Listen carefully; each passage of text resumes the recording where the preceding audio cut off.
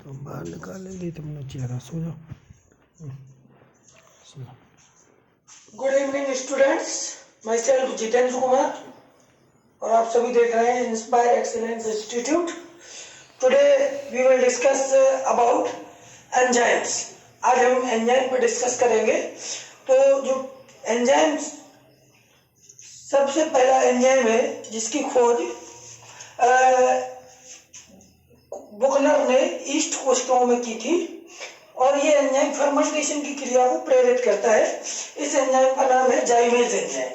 जाइमेज पहला सर्वप्रथम बुकनर ने ईस्ट कोशिकाओं से फर्मेंटेशन की क्रिया को प्रेरित करने वाले एंजाइम यानी जाइमेज एंजाइम की खोज की। एंजाइम शब्द को सर्वप्रथम कोहेने ने दिया था। एंजाइम शब्द को सर्वप्रथम कोहेने ने दिया था। What are enzymes? Enzymes are the biocatalytic proteins which increase the rate of biochemical reactions and decrease the activation energy। मतलब एंजाइम जब उत्प्रेरक प्रोटीन्स हैं जो किसी भी जैव रासायनिक क्रिया की दर को बढ़ाते हैं तथा उसकी एक्टिवेशन एनर्जी यानी सक्रियण ऊर्जा को कम कर देते हैं।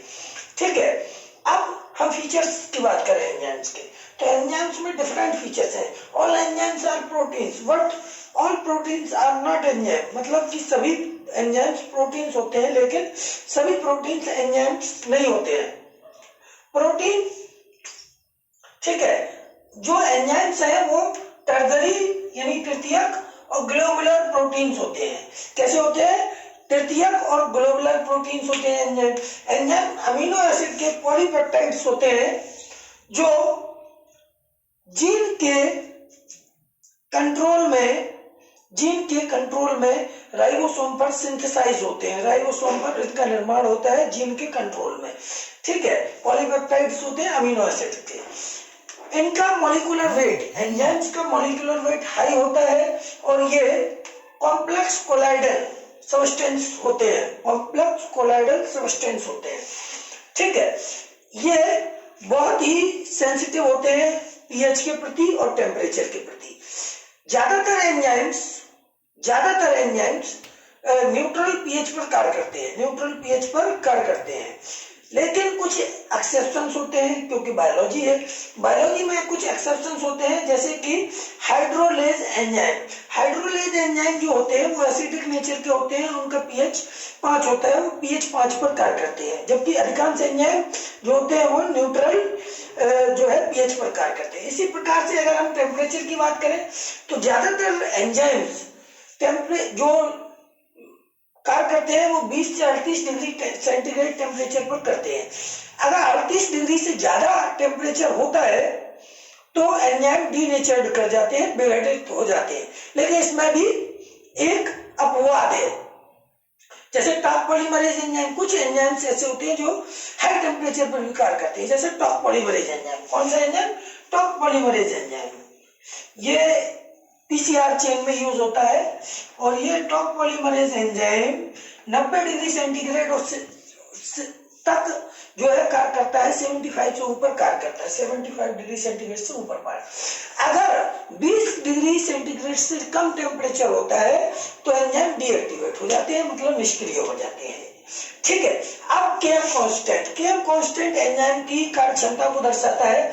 अगर केएम कांस्टेंट कम हो, केएम कांस्टेंट क्या है?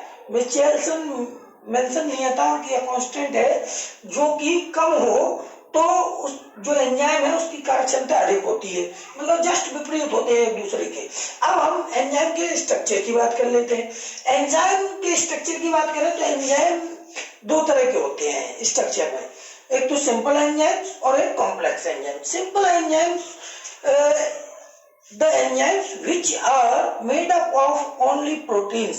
वे एंजाइम जो केवल प्रोटीन के बने होते हैं उन्हें सिंपल एंजाइम्स कहते हैं, जैसे पेप्सिन, ट्रिप्सिन और पेपेन आदि एंजाइम्स।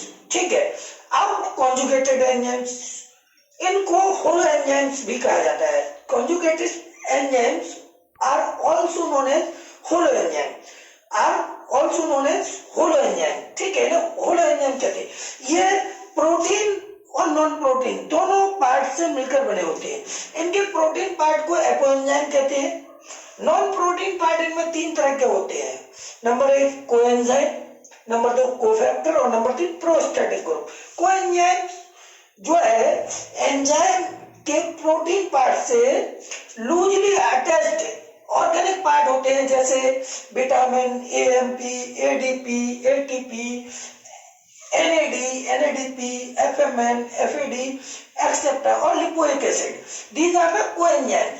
इसी तरह से cofactor loosely attached inorganic substance होते हैं। इनऑर्गेनिक और मेटालिक आयंस होते हैं, जैसे iron ions, magnesium ion, copper ion etcetera.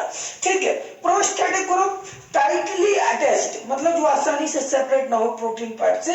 ऐसे क्या होते हैं, नॉन प्रोटीन पार्ट होते हैं। ये मेटालिक भी हो सकते हैं, ऑर्गेनिक भी हो सकते हैं और इनऑर्गेनिक भी हो सकते हैं। ठीक है। That are the structure of enzymes. अब हम बात करते हैं नोमेनक्लेचर्स ऑफ एंजाइम, मतलब एंजाइम का नामकरण।